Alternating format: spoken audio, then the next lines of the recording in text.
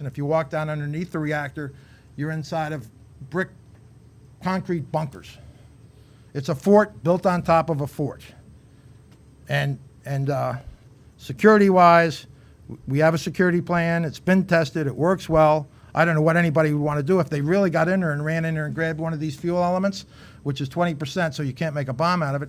But if you got it out of the water, you'd die. It's self-protecting. So if anybody wants to steal one, go ahead. You won't get there anyway because we've got so many alarms. If we open the wrong doors, there's a policeman standing there. So security is another issue. As far as usage, I think I talked on that. But we've been, are we a Japanese reactor? No, we're a little, it's the difference between a pit bull and a Pekingese. We're a little trash can that runs a couple hours a day, and we're a really, really good neutron source that does really, really unique stuff. The reactor was built in 1964 when Senator Pastore was on the Atomic Energy Commission. He got it for $1 million. If you wanted to build one of those today, it'd be $100 million, if you could build one. It's a nice source. It does a lot of neat stuff. A lot of your kids probably before 9/11 went down there and saw the blue glow. We still have a lot of classes, but it's a lot harder now because of security. But we do have classes, high school classes, everybody comes in there, and it's open to the whole state. So I'm not going to make any excuses for it. I think it's a good deal. That's why I'm still running it. I was a Navy nuke, and it's a nice facility, and it's a safe facility, and Rhode Island should be proud of it. Thank you. It's quite an exhaustive. I can go on even more, but I know you guys. I know you guys aren't getting paid very much. I've had NPR down. I've had WPRO. I've had everybody in the world come down. So I'm well practiced in this. Sounds like rocket science. So, any questions? Rep. Valencia. Thank you very much, Director. We can agree radiation is bad.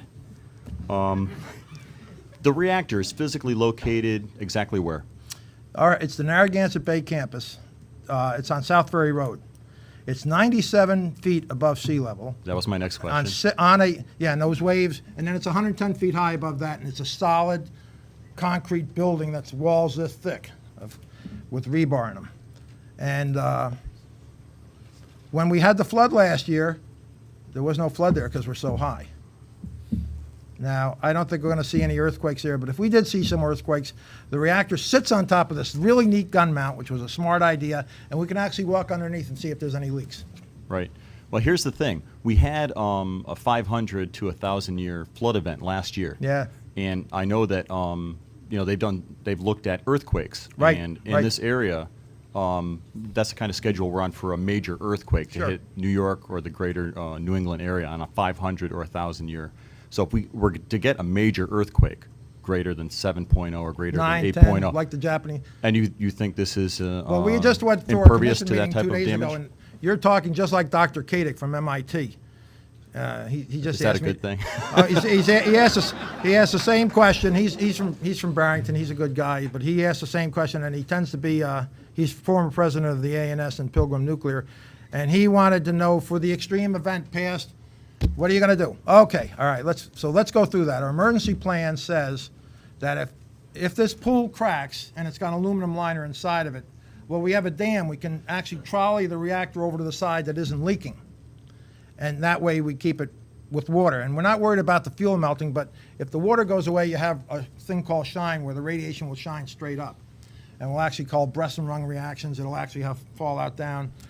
So if we had this huge earthquake, which they're happening, so the reactor pool cracks, we move it over. Okay, what if we're still losing water? We have an emergency we have 2 sources of water. We have the regular company water that comes and is purified, which is really purified, and we can just override the valve and use that.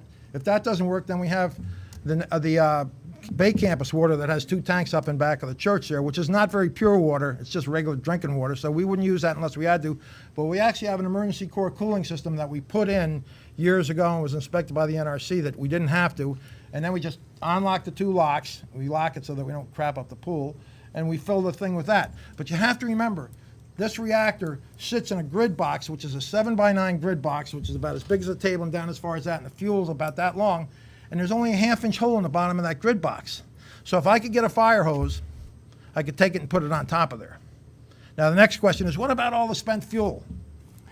Well, fortunately, when we converted, we got rid of all of our old spent fuel, and we only have 4 elements, and they've been there for a while. So basically, they're cool. They're not going to melt. They're laying in the bottom of the pool. They'd cause some radiation, yeah, but I mean, you could. Worst comes to worst, if the pool was all the way dry, we'd just throw some sand or something on top of it. I have enough lead there to do that. But basically, it's sitting in a 30-foot deep pool of concrete, so it's not doing much. So those are the ways that would keep the core covered, which is Dr. Kadick's question. How do we keep the core covered? And say all that failed. Well, fortunately, my newest reactor supervisor is a fireman with Narragansett, and the fire department is right up at the top of the street at the head of South Ferry Road, and we would drive their big pumper down with the hose, which we have the hoses there, and we'd use a fire hose to keep it full. And I know they Provided the earthquake hadn't damaged the roads, but. Yeah, well, that's the other problem. But I really appreciate everybody getting excited about a couple guys getting a few hundred rem, but there's 25,000 people dead or missing that don't have food, water, clothing, and they seem to be neglected because there's some water inside of the reactor room there. Somebody asked me about radioactive, why is radioactivity so bad? You guys may remember that in the 40s and 50s, late 40s, 50s, and 60s, we did a lot of open-air bomb testing, right? Well, that stuff went right around the world. When we watched Chernobyl, we actually sampled here in Alaska. We got the results. Well, there's things like cesium and rubidium. Cesium has a 30-year half-life. So if you did open-air testing in Russia in 1950 and you're now at 2010, a lot of that stuff is still there. But it's not. You know where it is? It's in the trees because the leaves sucked that up when it fell in the rain. And then it was put in the trees. So I cut these trees down and put them in my fireplace. And then I burned them, and I concentrated all that ash, and I got all that cesium and rubidium and some cobalt in there. Well, if I start counting that fireplace ash that I put on my tomatoes at my reactor, all of a sudden it becomes nuclear waste. Oh my God, and it's really expensive to get rid of. So you're right. I mean, we've been looking at this, so we've been getting a lot of questions, and I've got 5 PhD nuclear engineers and scientists and chemists on my board that were down for a couple hours asking the same questions, and they left. They were happy. Yeah, if you would indulge me just a little bit longer, because the difference between me and the PhD. Yeah, I know that's a problem. We're funding you guys, and they aren't. That's right. That's exactly right. We get to ask some questions too. Now you said you don't have any waste on site. We have 4 elements. Well, let me just finish my question. 4 elements. You have some elements. When are they due to be replaced, and where would they go? Okay, that's a good question. Unlike the power plants, if you study the High-Level Waste Act, it's a disaster. Our fuel is owned by the Department of Energy. Now, the new core went in '93, and it was 14 elements, 275 grams of uranium, 20%, and it lasted up until 2 years ago, where we added the first 4 new ones. We got those from DOE under a grant that we get from them, and they were worth about $60,000 a piece. So we got our first 4 elements of used fuel, and they're in the pool cooling down. You've got to let them cool down before you can ship them. Now, we just got another 4 that we keep in the safe, and that's $80,000 a piece, which they paid for. And I've got another 4 coming since they make them in lots. But where are they going?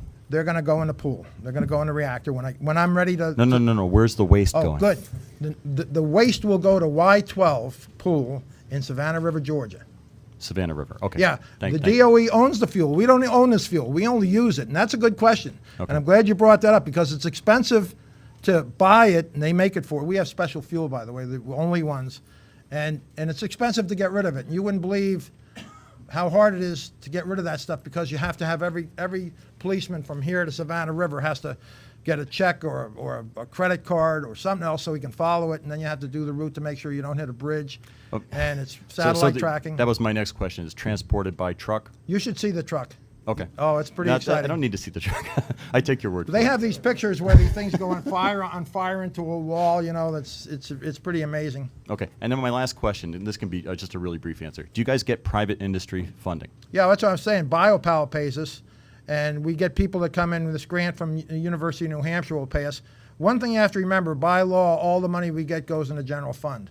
So there's not a lot of when South Kingston wants to come, I just had my kids, one of my supervisors down talking to the class at Narragansett.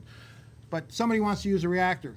We usually don't charge for that kind of stuff. Or if somebody comes from Brown or from Providence College,